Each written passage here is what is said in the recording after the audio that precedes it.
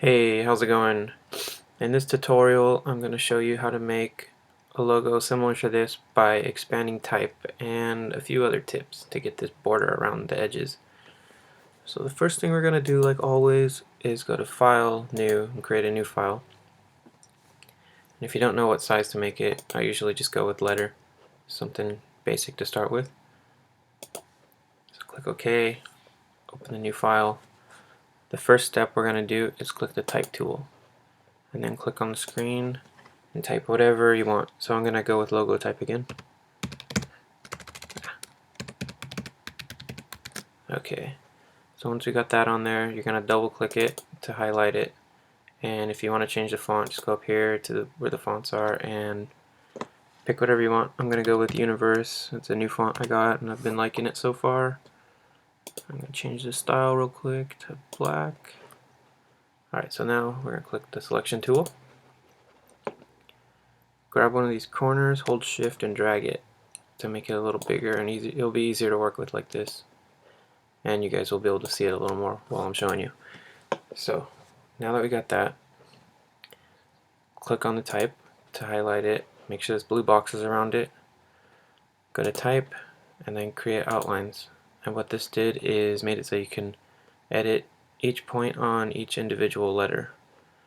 Alright, so now what we want to do is click the direct selection tool and click on the white part of the screen just to unselect everything.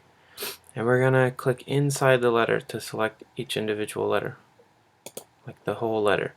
So once you've selected the letter you want, we're going to adjust the spacing now. So use the left and right keyboard buttons, to move it whichever direction you want, or up or down, doesn't matter. And I'm going to connect these two. Looks pretty good. I'm going to move this O over, get it pretty close but not touching. Move the T over, just so it's touching just a little bit. And this is part of the next part I'm going to show you, but I'm going to show you right now. Click this point, hold shift down and drag it over to connect it, just so it's touching. I'll go over that a little more in a minute after we adjust the spacing. So I'm going to move this Y over to touch the T. Looks pretty good right there. I'm going to do the same thing with the P. And you know, this is taking a long time to move over. If you want to do it faster, you can click inside the letter, hold shift and drag it. Oops, sorry about that. And shift keeps it lined up again. Okay, so I'm going to do that with the L too. Move that over a little bit. Click this bottom point, hold shift, drag that over just to connect it. Alright, so we got something looking a little cool so far. So next I'm going to show you something with the E. So you're going to click the E on the inside, remember to select the whole letter. Then you're going to right click, go to transform, and then we're going to reflect it so it'll flip the letter. And you can do horizontal or vertical, however you want it. But I'm going to do vertical for this one. Alright, and then I'm going to grab this point and drag it in a little bit just to line it up with the curve of the P. Alright, and move that over. Then I'm going to take these 2 points for the middle of the E, I'm going to drag that in a little bit. That looks pretty good right there. Move it over a little bit more just to get it closer to the P. And then we're going to take the bottom part of the E, drag that in a little bit too. Alright, so it's starting to look pretty cool. And then finally, the last part of adjusting the type is just, you can grab any point. So you can grab 2 points at a time. So I'm going to take the end of this L with these 2 points. I'm going to drag it up a little bit.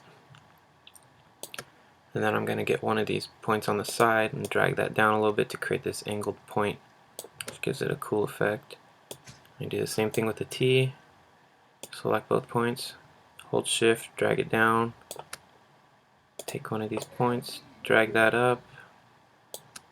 Alright, so now what we're going to do is click the selection tool, select the whole word, and then we're going to click Pathfinder and then Unite. So it's all one shape now. Now what we can do is add a stroke to it. So remember, click the whole letter, or the whole word, and I'm going to add probably, I'll leave at 1 point, and then I'm going to show you something I showed in a previous tutorial of how to apply a paintbrush effect to a stroke, so you can get that little textured edge. So I'm going to pick a different brush. I've been going with the artistic brushes, and I'm going to go with charcoal pencil. And let's see, I think I've been using charcoal smooth. That seems to look pretty cool on the edge. Nope. There you go. Alright, so I'm going to get rid of that. So you can see now that there's a texture to the edge. It gives it a cool little effect. Alright, so now what we're going to do is click the direct selection tool again. Click the word. Hold Alt or Option on a Mac and click it and drag it up to duplicate the word. I'll close this so you can see. Alright. Once we got that, I'm going to change the brush back to just the basic brush. And we're going to increase the stroke kind of a lot. So probably like 15, maybe I'll go up to 20. Alright, so once we got that, make sure it's selected. I'm going to go to Object, Expand, and we're going to go back to Pathfinder, and then unite all of that again. Alright. And then I see something I don't like right here, this little point sticking out, so I'm going to click the direct selection tool again, click that point. You can either drag it down or just click delete. So now that we got that gone, we're going to use this shape builder tool to fill in the little gaps between the O's and the P. So once we got that, we can just drag it across all the open parts on the O's. You see it fills in the gaps.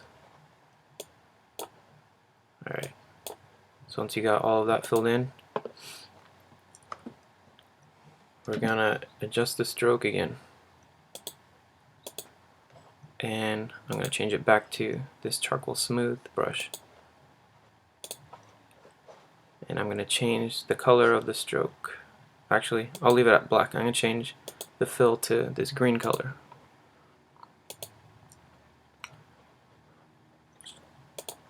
Alright. And I think the stroke looks pretty good, but I'm gonna make it a little bit less. Go with 0.5. So now once you've done that, you're gonna drag this back over your word, and you're wondering why did it go over it and it's not showing the word underneath. Well, you have to right click it, go to Arrange, and Send to Back, and the other one will be in front again. And that's pretty much it. You can adjust this however you want. Move the back layer up or down a little bit by clicking it and using the arrow keys to move it.